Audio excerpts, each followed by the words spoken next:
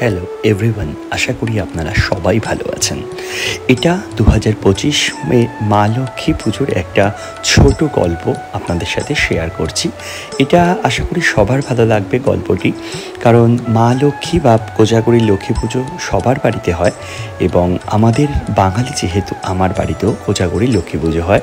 রাত 3 থেকে 4টের সময় থেকে শুরু হয়েছিল আমাদের এই কোজাগরী লক্ষ্মী পুজোর প্রিপারেশন। কারণ ঠাকুরমশাই আসবেন হচ্ছে পরের দিন দুপুর 3টে থেকে 4টের মধ্যে। অ্যাকচুয়ালি মাকে আমরা সেইভাবে সাজাতে চেষ্টা করি।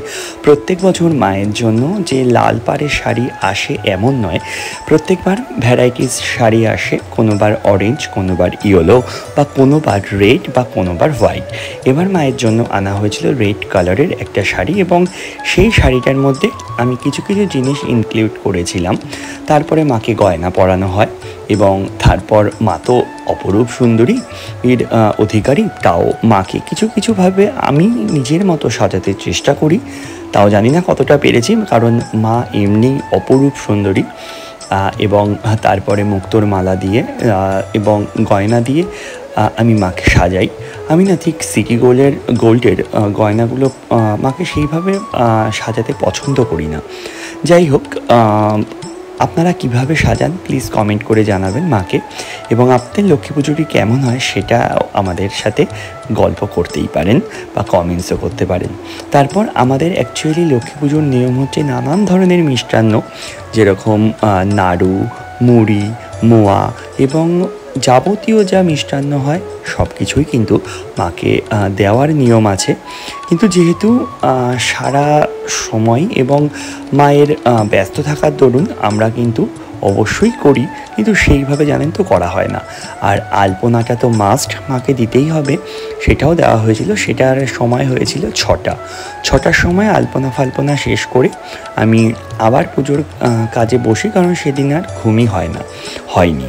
এবং মাকে এত অপরূপ সুন্দর লাগছিল লাল পাড়ের শাড়িতে। বাট তখন বাজে রাত 4টের সময় আমি মোটামুটি আপনাদের সাথে শেয়ার করেছিলাম লুকটা। বাট 6টার সময় আমার পুরো কাজটা কমপ্লিট হয়, ঠাকুরের গোছানো বা আলপনাটা। তারপরে শুরু হয় সকাল থেকে বা একটু তারপর থেকে শুরু হতে থাকে ফল কাটা, বা তারপরে আদার্স যে মায়ের প্রচুর কাজ থাকে সেই সব কাজ। এবং আমাদের অ্যাকচুয়ালি নিয়ম হচ্ছে আলপনাটা আঁকতেই হবে এবং প্রত্যেকটি ঘরের সামনে মায়ের পা দিতেই হয়, যেগুলো খড়িমাটি দিয়ে করা হয় সেটাই করা হয়। এবং মাকে অবশ্যই কিন্তু লাল জবা বা লাল যে কোনো ফুল অর্পণ করতেই হয়। আপনারা ভালোবেসে যাই অর্পণ করবেন মাকে, মা সেটাই অ্যাকসেপ্ট করবে। এমন কথা নেই যে মাকে অনেক আড়ম্বর করেই মাকে ডাকতে হয়। এবং মাকে সেদিন একটু অন্যরকম সাজিয়েছিলাম, লাল বেনারসি শাড়ি, এবং তাছাড়াও কিন্তু মাকে সাদা ফুল দিয়ে সজ্জিত করা হয়েছিল। এবং তার সাথে ছিল ধূপ, ধুনো এবং গন্ধতে মায়ের অপরূপ রূপ যেন চোখই ফেরানো যাচ্ছিল না। আপনাদেরও কি তাই মনে হয়? আমার কিন্তু একদম মনে হয়েছে। আপনাদের যদি মনে হয় তাহলে কিন্তু অবশ্যই লাইক করবেন, কমেন্টস করবেন এবং সাবস্ক্রাইব করবেন। এবং আমাদের মায়ের দুপাশে লোচন দিতে হয়, যেখানে খই, মুরকি, মোয়া সব কিছু দিয়ে মায়ের ওই দুটো লোচন একদম প্রপার টাইট করে ভর্তি করে দিতে হয়। এবং তারপরে থাকে দুপাশে দুটো ফানা দিয়ে, বা দুপাশে দুটো ফানা, অর্থাৎ ফানা হচ্ছে আমাদের যে কলার ফানা বা কলার মাইচ, সেইভাবে আমাদের সব কিছুই পিতলের। এবং সেখান থেকেই আমরা দুটো আসন দিই মাকে বা অর্পণ করি। আমরা দেওয়ার কেউই নয়, আমরা জাস্ট নিমিত্ত মাত্র চেষ্টা করি তাই দিই। এবং তারপর নৈবেদ্য দুপাশে দিতে হবে, তোমাকে যাই করতে হবে দুপাশে ডিস্ট্রিবিউট করে সাজাতে হবে।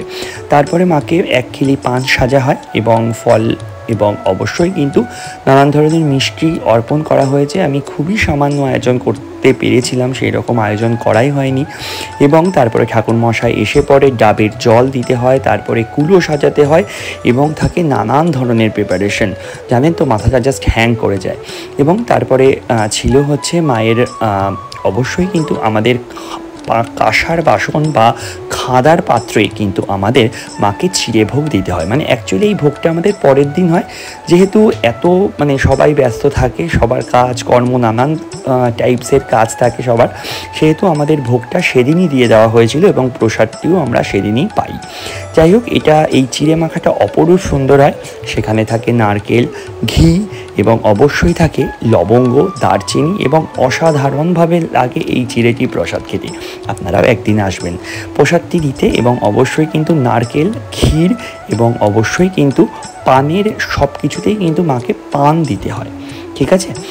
এবং তারপরে দই, মিষ্টি এবং নানানভাবে মাকে আমরা সেবা করি। এবং মাকে কিন্তু অবশ্যই ডাবের জলে স্নান করানো হয়। সেই অনেক কিছু দিতে পারিনি, কারণ এক হাতেই ভিডিও করা, এক হাতেই সব করা থাকে, তো তাই সব কিছু ক্লিক বা সব কিছু মনেও থাকে না। আর তার মধ্যে থাকে ঠাকুর মশাইয়ের আসার তাড়াহুড়ো, কারণ ঠাকুর মশাই যদি একবার চলে যায় না, সেদিন পাওয়াটা খুব মুশকিল। কারণ প্রত্যেক বাড়িতেই মা লক্ষ্মীর আরাধনা হয়, আর সবাই চায় যে মাকে ধরে রাখতে, তাই না? কিন্তু মাকে কি ধরে রাখা যায়? মাকে তো ধরে রাখা যায় না, কারণ মা হচ্ছে চঞ্চলা।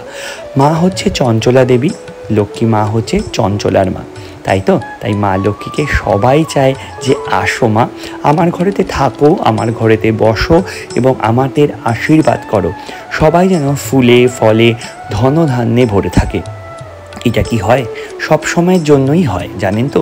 অনেকেই বলে না যে আমার এই নেই বা ওই নেই বা সেই নেই, তাদের ঘরে অনেক কিছু আছে বা অনেক কিছু নেই, আমি জানি না।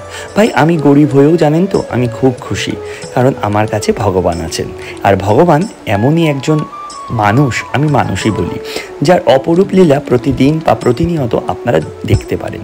এবং তারপরে রাতের বেলা আমাদের ভগবানের পাঁচালি পড়া হয় এবং ভগবানকে পদ্ম দিয়ে একটা মানে আমি চেষ্টা করি যে পদ্মভাবে অর্পণ করে, এবং পদ্ম দিয়ে, কারণ মায়ের সব থেকে প্রিয় ফুল হচ্ছে পদ্ম অর্পণ করা এবং পদ্মের সাজে সাজানো হয়েছিল মাকে।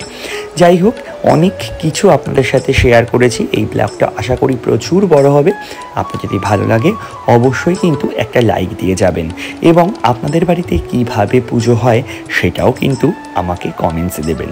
কারণ জানেন তো, আপনাদের সাথে গল্প করতে বা আপনাদের প্রত্যেক কটা কমেন্টসের আমি পড়ি এবং আপনাদের প্রত্যেক কটা কমেন্টস আমি দেখি, কারণ এটা কিন্তু একটা ভালোবাসা।